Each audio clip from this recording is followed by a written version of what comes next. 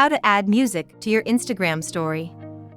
Hi everyone, welcome to this tutorial where we will guide you on how to add music to your Instagram stories.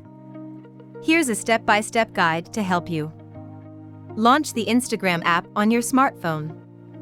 Swipe right from your feed or tap on your profile picture at the top left of your screen to open the camera.